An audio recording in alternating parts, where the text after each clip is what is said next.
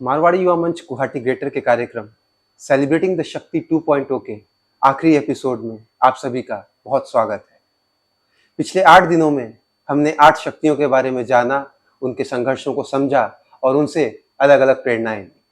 आज इस सत्र के आखिरी एपिसोड में मैं हितेश कुमार चोपड़ा मारवाड़ी युवा मंच गुवाहाटी ग्रेटर की तरफ से आप सभी का स्वागत करता। आज का ये हमारा आखिरी एपिसोड हम सभी भारतीयों के लिए बहुत ही दिल को छूने वाला एपिसोड है, क्योंकि आज हमारे साथ एक ऐसी शक्ति है जिसने वर्ल्ड प्लेटफॉर्म पे भारत का नाम रोशन किया और हर भारतीय का सर गर्व से ऊंचा कर दिया। वो शक्ति एक ओलंपिक मेडलिस्ट है, वो शक्ति एशियन गेम्स और वर्ल्ड चैंपियन मेडलिस्ट है, और वो शक्ति है none other than Lovlina Borgohain ji. Lovlina ji, आपके आज के हमारे शो में बहुत बहुत स्वागत है। Thank you so much. And first of all many congratulations to you for the silver in Asian Games this year. Thank you so much. और आपको नवरात्रि की बहुत बहुत शुभकामनाएं। Thank you.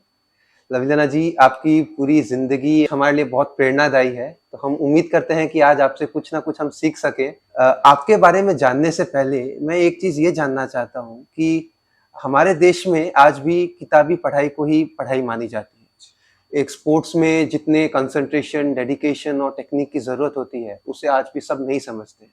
यूं कहूं कि बोला जाता है कि पढ़ोगे लिखोगे तो बनोगे नवाब, खेलोगे कूदोगे तो होगे खराब।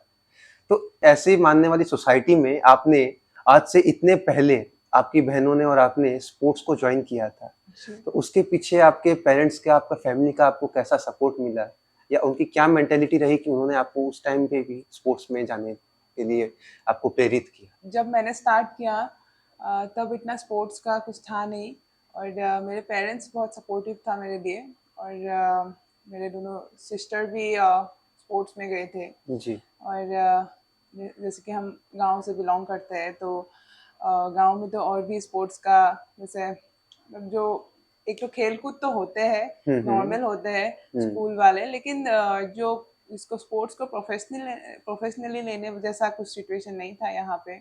ऐसा कुछ एकेडमीज वगैरह नहीं था, लेकिन मेरे पेरेंट्स चाहते थे कि स्पोर्ट्स में मैं जाऊँ। सबसे पहले तो मैं मार्शल आर्ट ज्वाइन किया, तो पहले मम्मी पापा ही चाहते थे कि सेल्फ डिफेंस के लिए मार्शल आर्ट सीखे। अच्छा।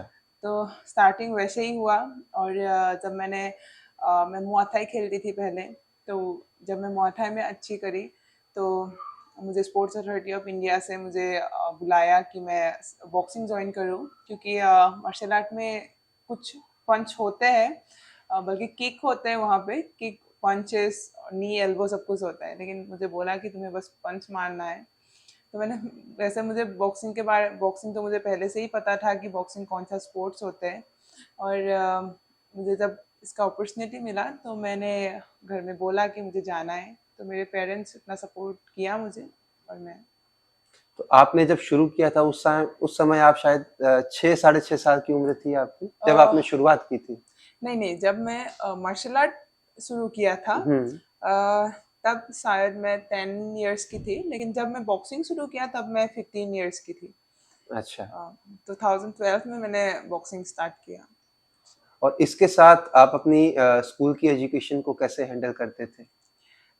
जब मैंने साई में ज्वाइन किया तो मेरा स्कूल तो यहीं पे थे, बड़पथार में ही थे, तो स्कूल अटेंड करना थोड़ा सा डिफिकल्ट हो गया था। मैंने क्लास 10 तक, क्योंकि मैं 9 और 10, मैं क्लास 9 में थी तब, और 9 और 10 मैंने जो मेरे स्कूल से सपोर्ट किया कि वो मुझे बिना अटेंडेंस के एग्ज़ाम देने के लिए दिया, और मैं एप्लीकेशन देती थी, और मेरा जब मैंने स्टार्ट किया तभी मेरा इंटरनेशनल मेडल भी एक साल में ही आ गए थे। जी। तो स्कूल से बहुत सपोर्ट किया, और जब मैं स्पोर्ट्स अथॉरिटी ऑफ इंडिया में गई भी, वो भी मेरा स्कूल से ही मुझे बोला, अपॉर्चुनिटी दी गई। तो स्कूल ने बहुत सपोर्ट किया, तो मैं वहाँ से रह के ही यहाँ पे एग्जाम देने के लिए आती थी, पढ़ाई करती थी मैं। जैसे मैं खेलती थी तो रात को थोड़ा टाइम मिलते थे तो तब कर लेती। आप दोनों के बीच में जगल कर रहे थे, दोनों को जिस भी तरह से मैनेज कर रहे थे। जी, मैनेज कर लेती। तो आपने जैसे कहा कि आप एक छोटे से गांव से हैं, तो उस समय आपको मुआ थाई या किक बॉक्सिंग वगैरह की आपको ट्रेनिंग आप यहाँ पे कैसे लेते थे? तब यहाँ पे छोटा सा एक क्लब थे, तो वहाँ पे हमारे एक सर थे, प्रशांत दास, तो उन्होंने मुझे पहले मतलब मार्शल आर्ट ट्रेनिंग दिया, और अभी भी वो करवाते हैं, मुआ थाई भी, अभी बॉक्सिंग भी कराते हैं। तो सबसे पहले मैं उनके पास ही सीखने के लिए गई थी। मेरे एक रिलेटिव दीदी थे, उन्होंने मुझे पहली बार मुझे मार्शल आर्ट के लिए मतलब वो क्लब में जाके लेके गए थे और ज्वाइन करवाया था। और तब से मैंने शुरू किया। तब हाँ मतलब मार्शल आर्ट था तो मुझे नॉलेज नहीं थी स्पोर्ट्स के बारे में। मुझे बस खेलना था, क्योंकि खेल के लिए स्कूल में भी जो भी गेम्स होते थे मैं पार्टिसिपेट करती थी, तो मुझे पसंद था। और मार्शल आर्ट बोल के तो और भी पसंद था, तो ऐसे ही ज्वाइन किया था मैंने। और जब आपको मार्शल आर्ट से बॉक्सिंग में एक ट्रांजिशन करना पड़ा, जब जी। आपको स्पोर्ट्स अथॉरिटी ऑफ इंडिया से मौका मिला उसमें जाने का, तो वो ट्रांजिशन उसको बदलने में, अपनी फाइटिंग स्टाइल को बदलने में क्या आपको कोई परेशानी या कुछ चैलेंजेस फेस करने पड़े थे? हाँ, बहुत स्टार्टिंग में बहुत डिफ़िकल्ट हो रहा था। मेरा स्टोरी थोड़ा-सा अलग है। जब मैंने बॉक्सिंग के लिए गई, पहले तो मैंने हॉस्टल में ट्रायल्स वगैरह दे दिया था, स्पोर्ट्स अथॉरिटी ऑफ इंडिया में सिलेक्ट हो गई थी मैं। फिर सिलेक्ट हो गई, लेकिन मैं तब तक हॉस्टल जॉइन नहीं किया था, क्योंकि सिलेक्ट होने के बाद गुवाहाटी हॉस्टल में जॉइन करना पड़ता है। अच्छा। तो मुझे एक अपॉर्चुनिटी मिली कि मुझे मतलब बिना ट्रायल दिए ही मैं नेशनल के लिए सिलेक्ट हो गई। कि मैं सब जूनियर में थी और उस वेट कैटेगरी में कोई मतलब अच्छे थे नहीं। और तब तक मैं बॉक्सिंग नहीं जानती थी, जो मार्शल आर्ट का जो मुझे आता था उसी से मैं मतलब ट्रायल्स दे दिया था।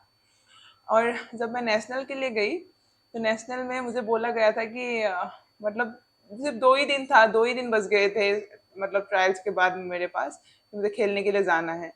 और बिना ट्रेनिंग की मैं चली गई, क्योंकि मैं मुआ थाई तो ट्रेनिंग करती थी, लेकिन बॉक्सिंग का कुछ नॉलेज नहीं था मुझे। और वहाँ जाके मुझे बोला कि सिर्फ मुझे पंच खोलना है, किक नहीं खोलना है। तो मैं वैसे ही खेला जैसे बोला। बीच और बीच में किक मार देते थे? नहीं नहीं, वही थोड़ा सा डिफिकल्ट होता था कि किक को कंट्रोल करने के लिए, सिर्फ हाथ को चलाने के लिए, बल्कि मेरा लोअर बॉडी ज्यादा स्ट्रांग था उस टाइम पे। तो वो सब थोड़ा डिफिकल्ट हुआ था। और उससे भी ज्यादा मेरे लिए फर्स्ट टाइम ये डिफिकल्ट हुआ था कि मैं घर से कभी बाहर नहीं गई थी। मैं गांव में ही रहती थी, कभी गुवाहाटी जाना नहीं हुआ था। तब कोलकाता में गए थे हम लोग, तो पहली बार मेरा घर से बाहर जाना हुआ था। तो 10-15 दिन का था वो पूरा कंपटीशन। तो मैं घर को बहुत मिस करती थी। तो उस टाइम पे मतलब आप मतलब समझ सकते हैं, पहली बार घर से बाहर जाना, तब मैं छोटी भी थी, तो बहुत वो टाइम मेरे लिए बहुत डिफिकल्ट था। लेकिन लास्ट में मैं वहाँ चैंपियन बन के आई। मतलब मेरे में जितना ताकत था मैंने लगा दिया था पंच बिल्कुल। में ही। और बाय लक मैं चैंपियन बन गई थी वहाँ। By luck, by hard work आप चैंपियन बन गए थे और वहां से आपके इंटरनेशनल टूर्नामेंट्स के रास्ते खुल चुके थे। जी। तो आपने जैसे कहा था कि आपने जब स्टार्टिंग में स्पोर्ट्स या मैं बोलूं कि मार्शल आर्ट जब आपने ज्वाइन किया था, तो आपने एज अ सेल्फ डिफेंस या ऐसा आपको अच्छा लगता था, उस हिसाब से आपने किया था। जी। तो आप किस पॉइंट पे आके आपने सोचा कि नहीं, अब इसी में अपना कैरियर बनाना है, इसी में आगे बढ़ना है? सबसे पहले तो हाँ, पहली बार जब मैं सिलेक्ट हो गई थी साई के लिए, तब तो मैं बड़ा एक्साइटेड थी कि मुझे जाना है, खेलना है।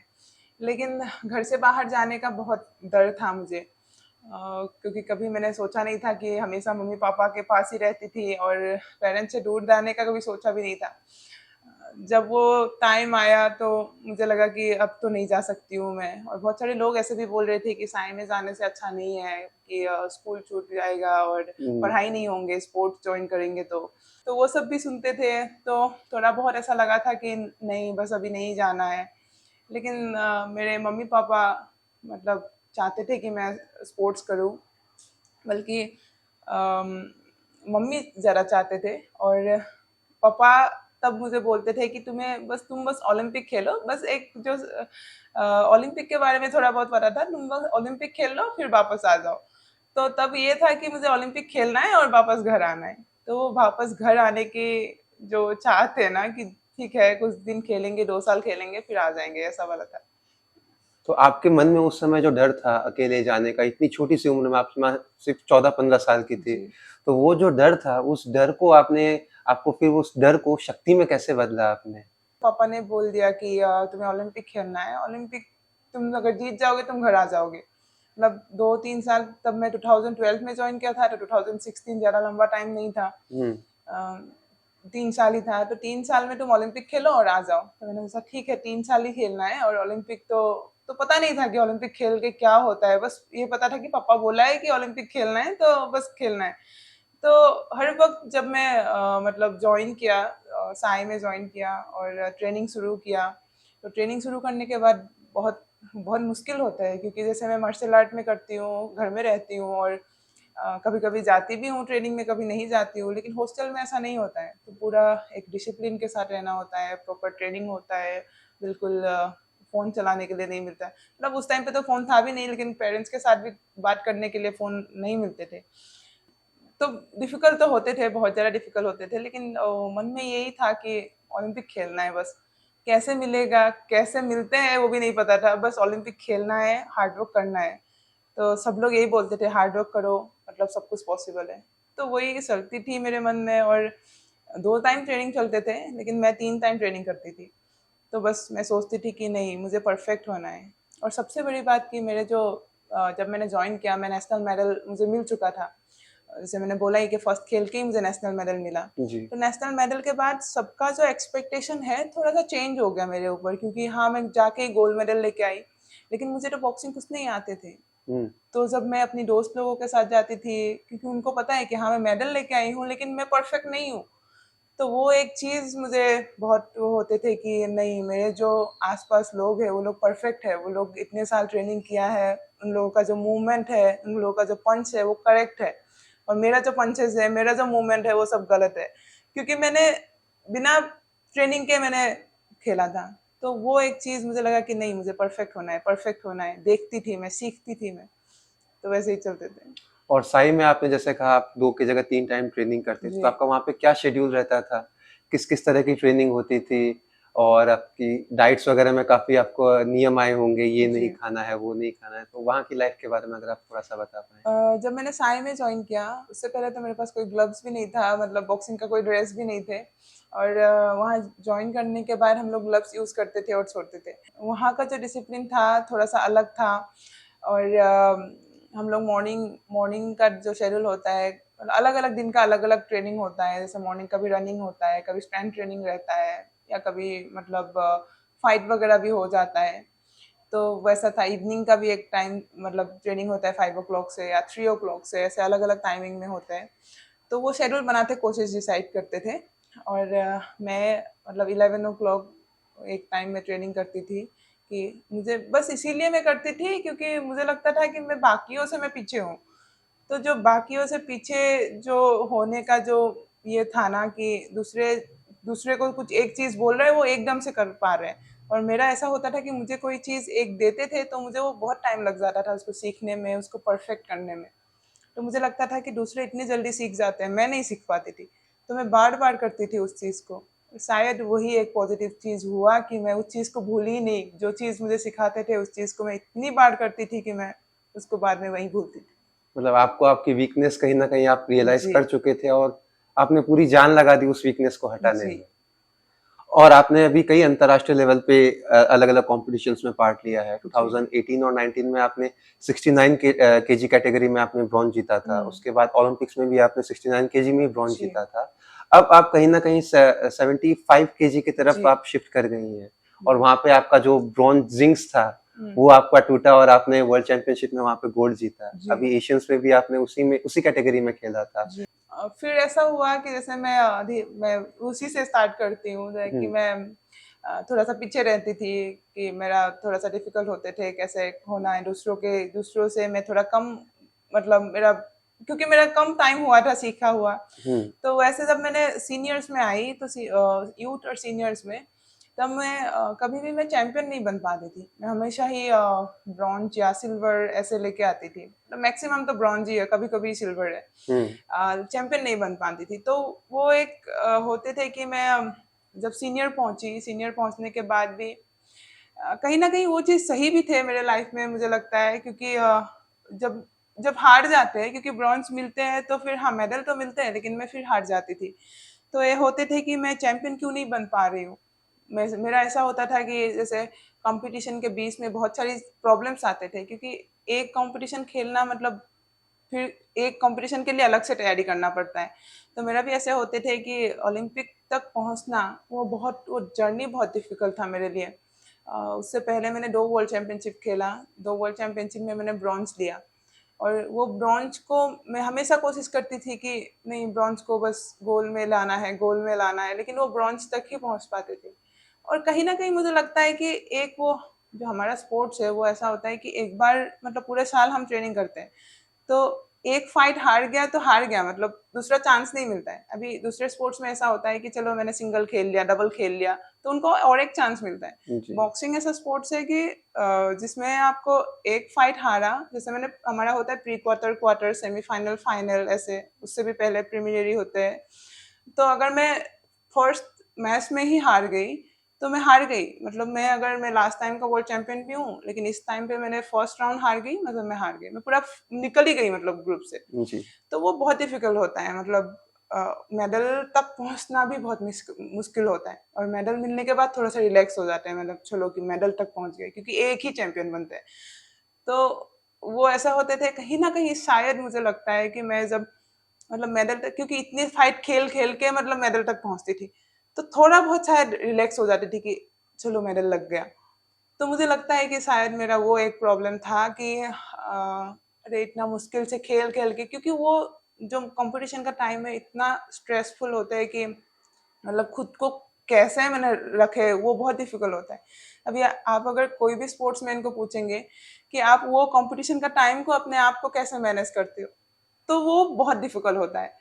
मतलब कोई ऐसा होता है कि किसी किसी को मतलब उस टाइम को स्ट्रेस को नहीं ले पाते, तो कोई ओवर कॉन्फिडेंट होता है कि चलो मतलब खुद को समझाने के लिए बोल देते हैं कि चलो नहीं मैं जीत ही लूंगी, तो अपने माइंड को वो ऐसे बता देता है कि नहीं मैं ऐसे ही चलूंगी, मैं जीत लूंगी, बल्कि वो अपना प्रोसेस भी भूल जाता है, लेकिन उसको इतना कॉन्फिडेंट है कि मैं जीत लूंगी। तो वो भी एक गलत है, और मुझे लगता है कि अभी एक कोई तो ऐसा इतना डर जाता है कि क्या होगा, जीतेंगे हारेंगे, मेडल लगेंगे नहीं लगेंगे, उससे भी वो डर जाते हैं। और कोई होता है कि अरे जीत गए, जीतने के बाद क्या होगा, वो सोचते हैं कि मैं जीत गई, मुझे ये मिल रहा है वो मिल रहा है मेडल के बाद, कि मुझे लोग इतना वो कर रहा है, ये सब भी सोचते हैं। तो वो टाइम को लोग अलग अलग तरीके से लेते हैं। आप उसको कैसे हैंडल करते हैं? मेरा भी थोड़ा सा मतलब अलग है, मेरे भी इतने साल से मैं वही आपका ब्रॉन्ज वाला का आंसर ही वो कर रही हूँ। हम्म। तो मेरा भी उस टाइम पे ये था कि मेडल तक जब मैं पहुंचती थी तो शायद मैं थोड़ा सा रिलैक्स हो जाती थी कि चलो मेडल तो लग गया अभी, मतलब और नेक्स्ट तो जो होगा देखा जाएगा, थोड़ा सा उस टाइप का मेरा मेंटेलिटी हो जाता था, तो शायद मैं उस वजह से थोड़ा सा रह जाती थी। तो अभी आपने जो क्वेश्चन किया कि अभी का जो मेरा मेंटेलिटी कैसा है, तो मैं अभी मैं ये सब नहीं सोचती हूँ, ना मैं ओवर कॉन्फिडेंट होती हूँ, ना मैं बिल्कुल डर जाती हूँ। मैं बस अपनी प्रोसेस के बारे में सोचती हूँ, मेरे अपना काम के बारे में सोचती हूँ कि मैंने इतना मेहनत किया है एक कंपटीशन के लिए, और मैंने अगर कुछ मकड़ा नहीं मारा है इतने दिनों का ट्रेनिंग में, अगर मैं डिसिप्लिन में हूँ तो मैं अच्छा ही करूँगी। और उस टाइम पे क्या होता है कि हम लोग मतलब कोई कोई अपना डिसिप्लिन ब्रेक कर देता है, तो उस टाइम पे मैं अपना डिसिप्लिन को ज़्यादा मेंटेन करती हूँ, और मैं मतलब इतना ज़्यादा नहीं सोच के कि अपने ऊपर विश्वास रखती हूँ, भगवान के ऊपर विश्वास रखती हूँ, माँ दुर्गा के ऊपर विश्वास रखती हूँ, हो जाता है सब। आप शक्ति से शक्ति को मांगती हैं। जी बहुत। और जैसा आपने कहा कि कुछ प्लेयर्स जो होते हैं उस टाइम पे डिसिप्लिन खो जाते हैं, खो देते हैं अपना। जी। हमने काफ़ी बार सुना है कि बड़े-बड़े जो टूर्नामेंट्स होते हैं उसमें लेट नाइट पार्टीज़, क्लबिंग्स, रेव पार्टीज़ वगैरह बहुत होते हैं। तो उन सब का एक प्लेयर के परफॉर्मेंस पे कितना फ़र्क पड़ता है? बहुत ज़्यादा फर्क पड़ता है, बल्कि मैं और एक आपको अभी की बात बोल रही हूँ।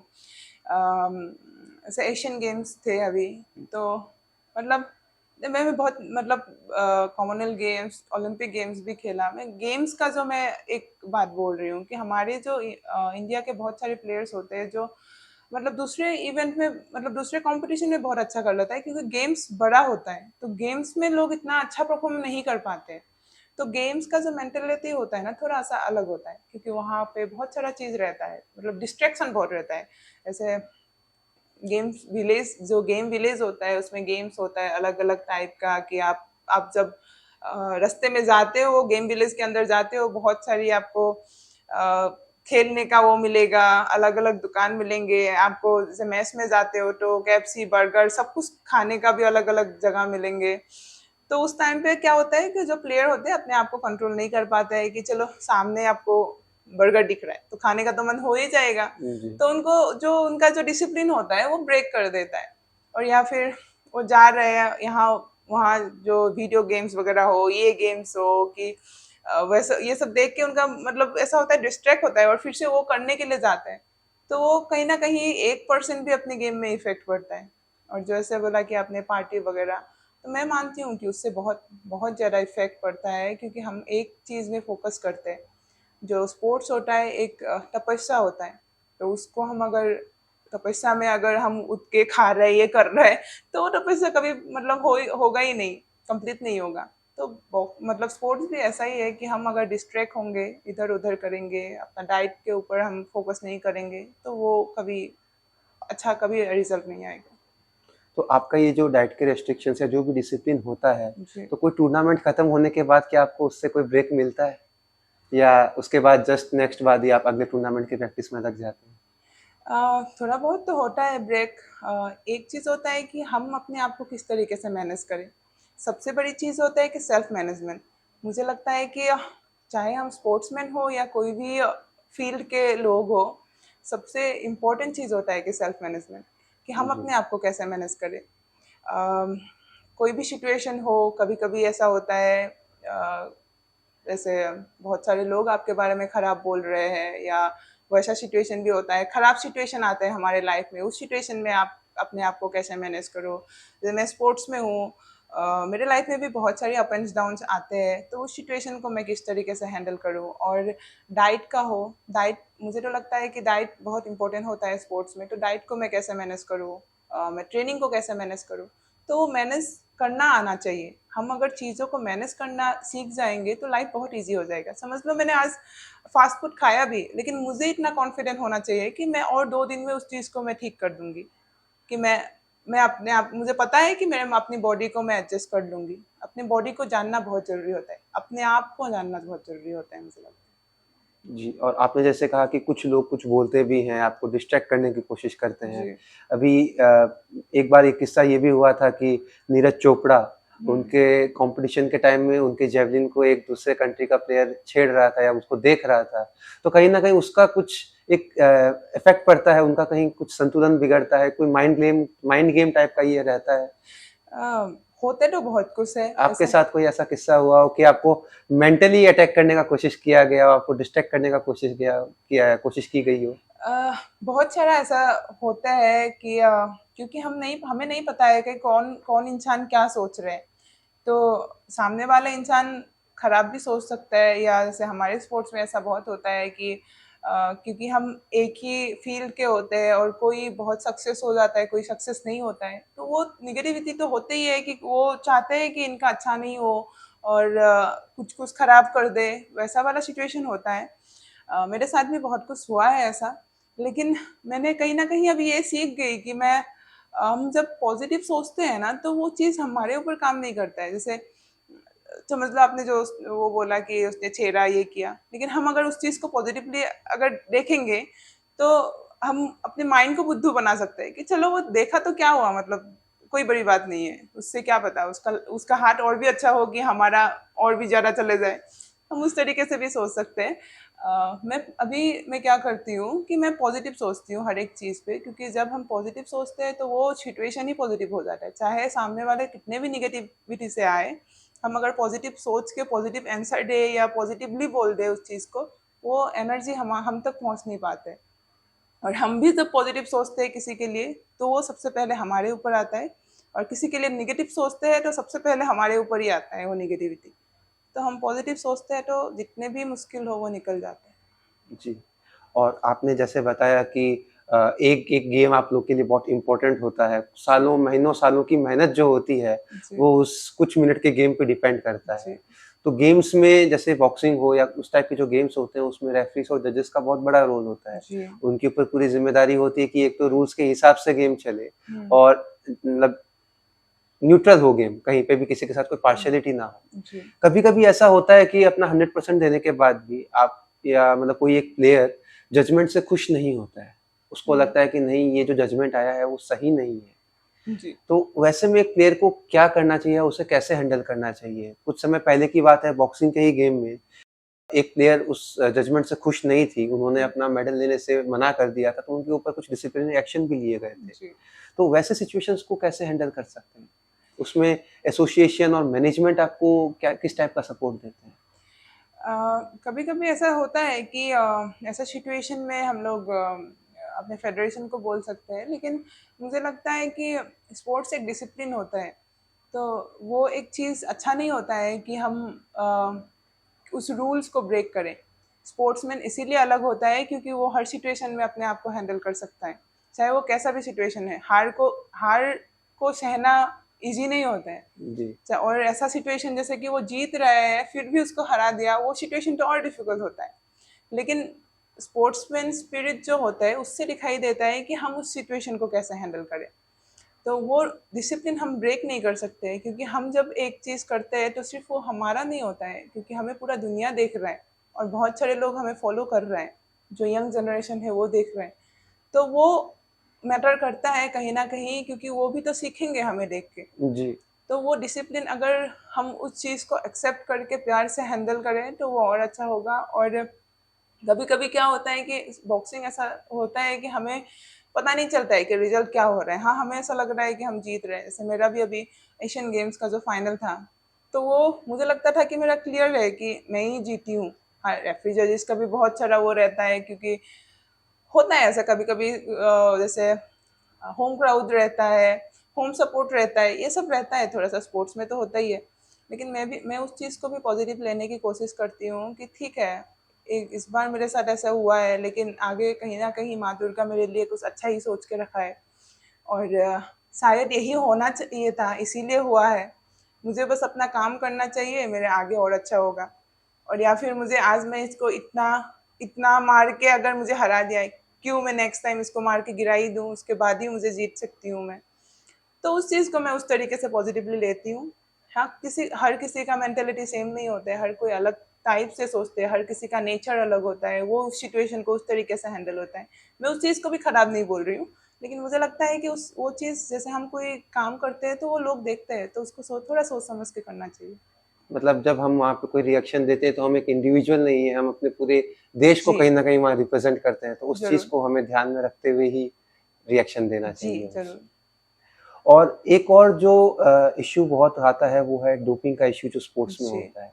मैं आज हम उनकी बात नहीं करेंगे जो इंटेंशनली इस चीज़ को करते हैं। ओके। लेकिन कुछ ऐसे भी इश्यूज़ आते हैं जहाँ पे कोई बीमार होता है तो हुँ, कोई मेडिसिन ले लेता है, मान लीजिए कफ सिरप ले लेता है और उस टाइप की चीज़ें भी कहीं न कहीं डोपिंग में फँस जाती है। ज़रूर। तो इसकी जो एक किसी स्पोर्ट्स पर्सन को इसकी कितनी अवेयरनेस रहती है या ऐसी गलतियाँ कैसे कर सकते हैं इतने बड़े प्लेटफ़ॉर्म में पहुँच के? ज़रूर, मुझे लगता है कि हम जब स्पोर्ट्स में आते हैं तो ये छोटी-छोटी चीज़ों का बहुत ध्यान रखना पड़ता है। जैसे हम लोग वेयर अबाउट भरते हैं। वेयर अबाउट ये होता है कि हम जो डोपिंग कंट्रोल बोर्ड होता है वो हमें ट्रैक करता है कि हम कहाँ रहते हैं, हम क्या लेते हैं। स्पोर्ट्स हम लोग, हमारा जो जो जो ट्रू स्पोर्ट्स होना चाहिए कि हम कुछ गलत लेके ना खेल रहे हैं। और हम अभी घर में भी हैं तो मेरा वेयर अबाउट में ये है कि मैं घर में हूँ अभी। वो लोग कभी भी आ सकते हैं, जैसे कल भी आ सकते हैं, आज भी आ सकते हैं, कोई इन्फॉर्मेशन नहीं होता है। और वो लोग टेस्ट करता है कि हम कुछ गलत सप्लीमेंट तो नहीं ले रहे हैं। तो वो चीज़ के लिए मुझे लगता है कि प्लेयर को अवेयर रहना चाहिए कि हम जो खेल रहे हैं, हम जिस चीज़ के लिए ही है, और उस चीज़ को ही हम अगर रेस्पेक्ट नहीं करेंगे तो वो अच्छी बात नहीं है। तो आपने जैसे बताया इस तरह की चीज़ें होती है और इसकी क्या प्रॉपर अवेयरनेस या ओरिएंटेशन प्लेयर्स को दी जाती है सबको इन्फॉर्म क्योंकि एक किस्सा सुनने में आया था जहाँ पे एक प्लेयर को खांसी हो गई थी, उसने कफ हम्म। सिरप ले लिया था एंड ही वाज़ वो डोपिंग के इश्यू में फँस गए थे और उनको खेलने नहीं मिला था। ज़रूर, हम लोग कफ सिरप भी नहीं ले सकते बिना, हम लोग मतलब नॉलेज रहे हुए हम कोई भी सप्लीमेंट नहीं ले सकते हैं। नॉर्मल डॉक्टर से भी हम जब कोई सप्लीमेंट लेते हैं उनको बोलना पड़ता है कि हम स्पोर्ट्समैन हैं, हम कुछ भी चीज़ नहीं ले सकते हैं। बल्कि बहुत सारे डॉक्टर्स को भी नहीं पता होता है कि क्या-क्या लेना चाहिए और क्या-क्या नहीं लेना चाहिए। और स्पोर्ट्समैन को बहुत सोच समझ के हर एक चीज़ का, मतलब जो हम लोग सप्लीमेंट लेते हैं वो बहुत सोच समझ के लेना होता है। तो मुझे लगता है उसका अवेयर रहना चाहिए प्लेयर्स को, उसको उसके बारे में पढ़ना चाहिए या फिर किसी से पूछना चाहिए। जो इंडिया में होता है, नाडा वाले होते हैं, नाडा वालों से या किसी से कांटेक्ट करना चाहिए। बल्कि अभी बहुत सारे ऐसे होते हैं कि नाडा वाले अपने जो बहुत सारे मतलब मीटिंग्स वगैरह रख के उसके बारे में वर्कशॉप्स करवाए जा रहे वर्कशॉप्स हैं। कराते हैं, और उससे बहुत सारे बात पता चल जाता है। और कोचेस को पूछना चाहिए कि, क्योंकि कोचेस को भी इसके बारे में थोड़ा सा नॉलेज रहना चाहिए कि बच्चों को बताए कि क्या लेना चाहिए और क्या नहीं लेना चाहिए। जी। और अभी जैसे आपने बताया नाडा वाले कुछ वर्कशॉप्स वगैरह ले रहे हैं, सिर्फ हाँ। उसकी नहीं, मैं अगर बात करूं कि जैसे अभी अपने स्पोर्ट्स मिनिस्टर ने भी कहा था कि स्पोर्ट्स की इंडस्ट्री में, स्पोर्ट्स की दुनिया में काफी सारे बदलाव लाए जा रहे हैं, जी और बाकी सब भी यही कह रहे हैं कि अब जो है स्पोर्ट्स का जो रूप है हमारे कंट्री में वो कहीं ना कहीं बदल रहा है। जी तो वो किस तरीके से बदल रहा है? क्या बजट बदल रहा है? क्या टेक्निक बदल रही है? क्या फंड्स बदल रहे हैं? किस तरह के बदलाव आपने पर्सनली महसूस किया है? अ, मुझे लगता है कि सबसे बड़ी बात तो कि गवर्नमेंट अभी सपोर्ट करता है स्पोर्ट्स को। ऐसा नहीं है कि पहले होते थे कि चलो ठीक है, खेल रहे हैं तो खेल रहे हैं। पहले हम प्राइम मिनिस्टर का मतलब देखने का सपना ही नहीं देख सकते थे, लेकिन अभी ऐसा होता है कि प्राइम मिनिस्टर खुद ही हम लोगों को विश करते हैं, मिलने के लिए आते हैं। हम खेल के आते हैं तो फिर भी मिलते हैं, जाने से पहले भी मिलते हैं। तो वो एक बहुत अलग एक चीज़ है, क्योंकि हम लोगों के लिए कि देश का प्राइम मिनिस्टर हमसे बात कर रहा है, वो एक कितनी प्राउड मोमेंट होता है। तो वो एक बहुत बड़ी बात होता है। और ऊपर से जो जो फैसिलिटीज़ वगैरह का भी बहुत चेंज हो चुके हैं। और उस दिन प्रधानमंत्री जी ने ये भी बोला था कि हम जो प्रोसेस में चल रहे हैं वो सही प्रोसेस में चल रहा है, इसीलिए परफॉर्मेंस दिख रहा है। तो पहले के मुकाबले जैसे इस बार एशियन गेम्स में 100 से भी ऊपर 107 मेडल आया, वो एक बहुत बड़ी बात है। क्योंकि मतलब हम लोग का जो प्रोसेस है वो सही है, इसीलिए मेडल्स आ रहे हैं। तो हर एक चीज़ ही चेंज हो रहा है। और जो पेरेंट्स भी है, मुझे लगता है इसमें सोशल मीडिया भी बहुत एक बड़ा रोल निभा रहा है, क्योंकि सोशल मीडिया से भी लोगों को पता चलता है कि स्पोर्ट्स क्या होता है, लोग कैसे इसमें आगे बढ़ रहे हैं, और इसमें हम कैसे करियर बना सकते हैं। और देख के भी बहुत कुछ सीखते हैं, तो वो भी एक बहुत बड़ी चीज़ है। और गवर्नमेंट से भी बहुत चेंजेस आए हैं। तो मतलब अवेयरनेस भी बढ़ रही है, जी फैसिलिटीज भी बढ़ रही है, और कहीं ना कहीं सरकार से जो मोटिवेशन मिलना चाहिए था जी प्लेयर्स को, वो भी कहीं ना कहीं मिलता जरूर जा रहा है। जरूर। सचिन तेंदुलकर जब एमपी थे तो हम्म, उन्होंने एक बार अपनी एक स्पीच में कहा था कि देश के हर बच्चे को, हर नागरिक को हम्म, स्पोर्ट्स खेलना चाहिए, कोई भी तरह का स्पोर्ट्स हो वो खेलना चाहिए। जी तो ये कैसे संभव है? किसी के पास हो सकता है फैसिलिटी ना हो, किसी के पास हो सकता है जगह ना हो, किसी के पास हो सकता है उतने सुविधा ना हो, या कोई हो सकता है बहुत ज्यादा आलसी हो। कई तरह की मतलब रुकावटें खुद के ऊपर है। तो जी। ये कैसे संभव किया जा सकता है, या कैसे हम आज देश के हर नागरिक को इसकी अहमियत को समझा सकते हैं? सबसे बड़ी बात होता है कि हमारा माइंड तभी चलेगा जब हमारा बॉडी सही रहेंगे।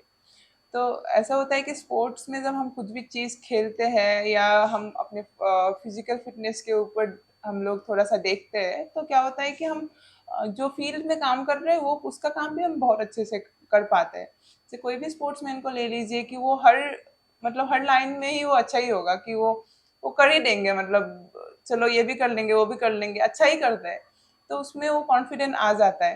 तो हम जब फिजिकल फिटनेस के ऊपर थोड़ा सा ध्यान देता है, थोड़ा खेल कूद करते हैं, तो हमारा बॉडी खिल जाता है। खेलते हैं तो खिलते हैं बोलते हैं ना। जी। तो वो एक अच्छा चीज़ होता है कि हमें थोड़ा सा टाइम निकाल के अपने लिए देखना चाहिए, अपने बॉडी के लिए देखना चाहिए। हम अपने बॉडी को कि अगर नहीं देखेंगे तो हम बहुत जल्दी बहुत मोटा हो जाएंगे, पेट निकल जाएंगे, ऐसा सिचुएशन भी हो जाता है।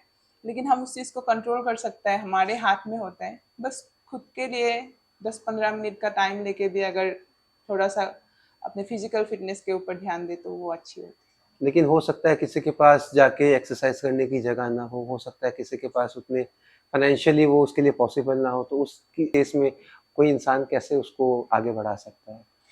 है। ये सबसे पहली बात तो कि खेलना है इसका मतलब ये नहीं है कि हम मतलब कंपटीशन खेलने के लिए जाए, ये नहीं है कि हम अपने बारे में सोच के अपनी फिजिकल ट्रेनिंग के ऊपर ध्यान दें। अभी तो सोशल मीडिया का ज़माना है, फ़ोन का ज़माना है, हम यूट्यूब से भी देख सकते हैं 10-15 मिनट का कुछ ना कुछ कर सकते हैं। बल्कि हम योगा कर सकते हैं। और घर के अंदर ही सब, मतलब ऑफिस के अंदर भी रहते हैं तो फिर थोड़ा सा स्ट्रेचिंग वगैरह तो कर ही सकते हैं हम। अगर पूरे दिन भर हम अगर लैपटॉप में बैठे हुए हैं, नेक स्टिफ हो जाता है, बैक स्टिफ हो जाता है, तो वो तो 2 मिनट में खत्म हो जाता है। ना कि हम इंजेक्शन लेके बैक पेन का इंजेक्शन ले रहे हैं, नेक पेन का इंजेक्शन ले रहे हैं। तो उससे तो बहुत बेहतर है कि हम अगर 5 मिनट अगर स्ट्रेचिंग भी कर लें तो फिर भी वो मतलब इतना इतना मेजर प्रॉब्लम कुछ ठीक हो सकता है। तो उसके लिए बहुत बड़ा जगह की जरूरत नहीं होते है, बहुत ज़्यादा पैसे की जरूरत नहीं होते है। हम कुछ कुछ एक्सरसाइज होते हैं कि हम बैठे बैठे भी कर सकते हैं, हम खड़े होकर स्ट्रेचिंग कर सकते हैं, थोड़ा सा जॉगिंग कर सकते हैं, वॉकिंग कर सकते हैं, तो वो भी हो सकता है। मतलब हमें बहुत बड़े रूप में इसको देखने की आवश्यकता जी नहीं है, हमें अपने पर्सनल फिटनेस के लिए जो मिनिमम है एटलीस्ट हम वो करें। जी। और उसको स्टार्ट हम मतलब 1 मिनट का उससे भी कर सकते हैं। चलो कि मैंने 1 मिनट से मतलब 2 मिनट का टाइम लगाया कि 2 मिनट में मैं ये कर लूंगी, तो 2 मिनट टाइम तो सबके पास होता है, और 2 मिनट के लिए कभी वो भी नहीं होता है कि 2 मिनट में मैं 2 एक्सरसाइज करेंगे, 1 मिनट में एक एक्सरसाइज। तो हम 2 मिनट से भी शुरू करते हैं। बल्कि मैं भी ऐसे करती हूँ कि मुझे अगर कुछ नया हैबिट अगर मुझे अपने लाइफ में ऐड करना है तो मैं करती हूँ कि चलो 2 मिनट का टाइम लगाती हूँ। मुझे मैं सोचती हूँ कि मेरा रूम गंदा हो रहा है, मुझे साफ करने का मन नहीं हो रहा है, तो मैंने 2 मिनट का टाइम लगाया, 2 मिनट ही साफ करूंगी। और 2 मिनट करते करते वो टाइम लंबा हो जाता है और हम अच्छे से कर पाते हैं, क्योंकि स्टार्ट करना जरूरी है सबसे पहले। The first step is the hardest one. Yes. और आप एक प्रोफेशनल स्पोर्ट्स पर्सन हैं, आपने कई सारे प्रोफेशनल स्पोर्ट्स पर्सन को आप भी फॉलो करते होंगे, तो जी। आपका मेंटर या आप किससे आप अपनी प्रेरणा लेते हैं स्पोर्ट्स में? स्पोर्ट्स में तो अ, मतलब मेन चीज़ है कि मैं जो प्रोफेशनल प्रोफेशनल बॉक्सर्स को ज़्यादा देखती हूँ। और मैं इतना ज़्यादा मैं किसी को फॉलो नहीं करती हूँ। मुझे लगता है कि हर इंसान अलग होता है, और हम किसी के जैसा नहीं बन सकते हैं। हम जो है वही अलग है, और हम मतलब किसी को फॉलो नहीं कर सकते, कॉपी पेस्ट नहीं हो सकते। जो होते हैं वो प्योर होना चाहिए। हाँ, मैं बहुत सारे लोगों से अच्छी चीज़ लेने की कोशिश करती हूँ, लेकिन किसी को बहुत ज़्यादा फॉलो नहीं करती हूँ कि वो जो कर रहा है वही करूँगी, वो कर रहा है तो वही करूँगी। हाँ, बहुत सारे बॉक्सर्स हैं जिसका मैं फाइट देखती हूँ। एक तो मेवेदर है, माइक टायसन है, तो उन लोगों का भी देखती हूँ। मोहम्मद अली, जो मैं सबसे पहली बार मतलब बॉक्सिंग के बारे में जानी थी। तो सबको फॉलो करती हूँ, लेकिन मुझे लगता है हम किसी को फॉलो करके उनके जैसा नहीं बन सकते। हम जो है हम वही है। जिससे जो अच्छी चीज मिले वो सीख लेनी हाँ, वो चाहिए, सीख लेनी लेकिन चाहिए। करना खुद का ही चाहिए। हाँ। बिल्कुल। और बहुत सारे लोग हैं जो स्पोर्ट्स में अपना प्रोफेशन देखते होंगे, लेकिन हर कोई वहां तक नहीं पहुंच पाते हैं। तो वो क्या ऐसी गलती है जो कोई स्पोर्ट्स पर्सन करके अपना कैरियर खत्म कर सकता मुझे लगता है कि हमारा साइकोलॉजी पार्ट बहुत मतलब इफ़ेक्ट करता है। साइकोलॉजी मतलब ये नहीं है कि हम मतलब मेंटली प्रॉब्लम है, ये नहीं है। कि हम हमारा जो सोच होता है कि हम किस सिचुएशन के कि कौन सी सिचुएशन को हम कैसे हैंडल करें, वो बहुत मैटर करता है। कभी कभी ये होता है कि हम कुछ चीज़ों को उस टाइम तक नहीं ले पाते, उस स्ट्रेस होते हैं कि चलो हम कर रहे एकदम से हार गए, खेल रहे जीत रहे कुछ दिन और एकदम से हार गए, 2 कंपटीशन खेल लिया, 3 कंपटीशन फिर से हार गए। तो ऐसा होता है कि अभी हमें नहीं हो पाता है कि इतना ज़्यादा हम अपने आप को कंट्रोल नहीं कर पाते, फिर से कम बैक करें, फिर से कम बैक करें। बहुत डिफिकल्ट होता है कम बैक करना। तो वो मुझे लगता है कि कहीं ना कहीं हम उतना माइंड से नहीं सोच पाते हैं कि फिर से कर पाएंगे।